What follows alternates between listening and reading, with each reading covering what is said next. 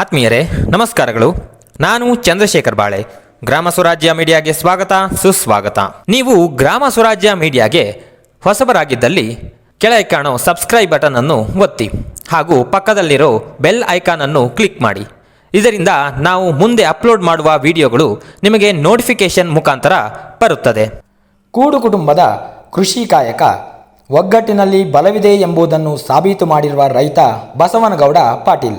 ಯಾದಗಿರಿ ಜಿಲ್ಲೆ ಯಾದಗಿರಿ ತಾಲೂಕಿನ ಭೀಮನಹಳ್ಳಿ ರೈತ ಬಸವನಗೌಡ ಪಾಟೀಲ್ ಅವರ ಕೃಷಿ ಅನುಭವಗಳು ತುಂಬ ವಿಶೇಷವಾಗಿದೆ.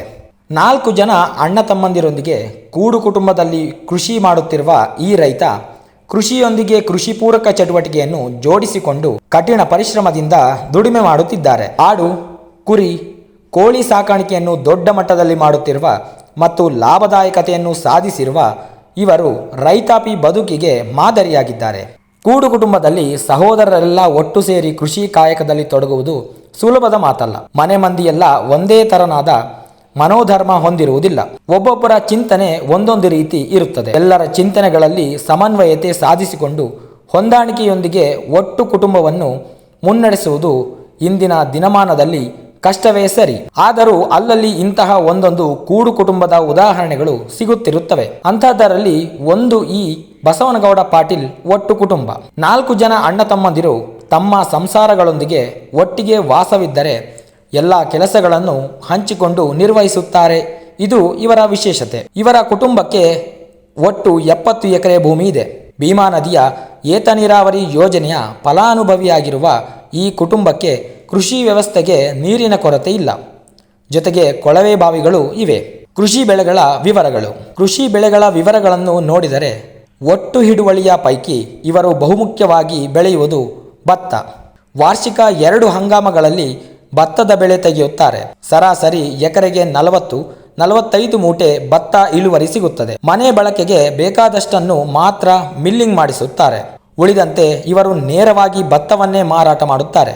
ಭತ್ತದ ಕೃಷಿಗೆ ಇವರದ್ದೇ ಗೋಟ್ ಫಾರ್ಮ್ನಲ್ಲಿ ಸಿಗುವ ಹಿಕ್ಕೆ ಗೊಬ್ಬರವನ್ನು ಬಳಸುತ್ತಾರೆ. ರಾಸಾಯನಿಕಗಳನ್ನು ಹೊರಗಿನಿಂದ ತರಿಸುವುದಿಲ್ಲ. ಆದರೆ ರೋಗಬಾಧೆ ತಡೆಯುವುದಕ್ಕೆ ಕೆಲವು ಕೀಟನಾಶಕಗಳನ್ನು ಮಿತವಾಗಿ ಬಳಸುತ್ತಾರೆ. ಒಟ್ಟು ಹಿಡುವಳಿಯ ಪೈಕಿ ಸುಮಾರು 40 ಎಕರೆಯಲ್ಲಿ ಇವರು ಭತ್ತವನ್ನು ಬೆಳೆಯುತ್ತಾರೆ. ಭತ್ತದಲ್ಲಿ ಇವರಿಗೆ ಲಾಭದಾಯಕತೆ ಇದೆ. ಉಳಿದಂತೆ 8 ಎಕರೆ ತಾಳೆ ಕೃಷಿ, 3 ಎಕರೆಯಲ್ಲಿ ನೇರಳೆ ಮರಗಳನ್ನು ಬೆಳೆಸಿದ್ದಾರೆ. 6 ಎಕರೆಯಲ್ಲಿ ಶೇಂಗಾ, ಸಜ್ಜೆ ಸೇರಿದಂತೆ ಕೆಲವು ಸಿರಿಧಾನ್ಯಗಳನ್ನು ಬೆಳೆಸುತ್ತಾರೆ. 4 ಎಕರೆಯಲ್ಲಿ ಡ್ರ್ಯಾಗನ್ ಫ್ರೂಟ್ ಕೃಷಿ ಮಾಡಿದ್ದಾರೆ. ಅದಕ್ಕೆ ನೀರಿಗೋಸ್ಕರ ಬೋರ್ವೆಲ್ ನೀರನ್ನು ಬಳಸುತ್ತಾರೆ. ಒಟ್ಟಿನಲ್ಲಿ ವೈವಿಧ್ಯಮಯವಾದ ಕೃಷಿ ಬೆಳೆಗಳ ಸಂಯೋಜನೆ ಇರುವುದರಿಂದ ಇವರಿಗೆ ನಿರಂತರ ಲಾಭದಾಯಕತೆ ಇದೆ. ಮೌಲ್ಯವರ್ಧನೆಯನ್ನು ಇವರು ಮಾಡುತ್ತಿಲ್ಲ. ಎಲ್ಲಾ ಕೃಷಿ ಬೆಳೆಗಳನ್ನು ಸ್ಥಳೀಯವಾಗಿ ಮತ್ತು ಯಾದಗಿರಿಯ ಮಾರುಕಟ್ಟೆಯಲ್ಲಿ ಮಾರಾಟ ಮಾಡುತ್ತಾರೆ. ಇನ್ನು ಗೋಟ್ ಫಾರ್ಮ್ ಹೇಗಿದೆ ಎಂದು ನೋಡುವುದಾದರೆ ಇದು ಈ ಕೃಷಿಕರ ಇನ್ನೊಂದು ಹೆಚ್ಚುಗಾರಿಕೆ. ಗುಣಮಟ್ಟದ ಗೋಟ್ ಫಾರ್ಮ್ ಇವರು ಹೊಂದಿದ್ದಾರೆ. ಒಟ್ಟು 600 ಆಡು ಕುರಿಗಳು ಇವೆ. ಗಂಡು ಮತ್ತು ಹೆಣ್ಣು ಎರಡನ್ನೂ ಸಾಕುತ್ತಾರೆಯಾದ್ದರಿಂದ ಹೊರಗಿನಿಂದ ಮರಿಗಳನ್ನು ಖರೀದಿ ಮಾಡಿ ತರುವ ಪ್ರಮೇಯವಲ್ಲ. ಇವರ ಫಾರ್ಮ್ನ ಕುರಿಗಳೇ ಮರಿ ಹಾಕುತ್ತವೆ. ಸಂಖ್ಯೆ ವರ್ಧನೆಯಾಗುತ್ತಲೇ ಇವೆ. ಜೊತೆಗೆ ಒಂದಷ್ಟು ನಾಟಿ ಕೋಳಿ ಸಾಕಾಣಿಯು ಇವರಲ್ಲಿದೆ. ನಿರ್ವಹಿಸುವುದಕ್ಕೆ ದೊಡ್ಡ ಪ್ರಮಾಣದ ಕೆಲಸಗಾರರ ಅವಶ್ಯಕತೆ ಇರುತ್ತದೆ ಮತ್ತು ವರ್ಷಪೂರ್ತಿ ಕೆಲಸವೂ ಇರುತ್ತದೆ. ಕೆಲಸಗಾರರು ಕೈ ಕೊಟ್ಟರೆ ಇವರೇ ಎಲ್ಲವನ್ನು ನಿರ್ವಹಿಸಬೇಕಾಗುತ್ತದೆ. ಸಹೋದರರು ಒಟ್ಟಾಗಿ ಇರುವುದರಿಂದ ಸಮಸ್ಯೆ ಆಗುತ್ತಿಲ್ಲ.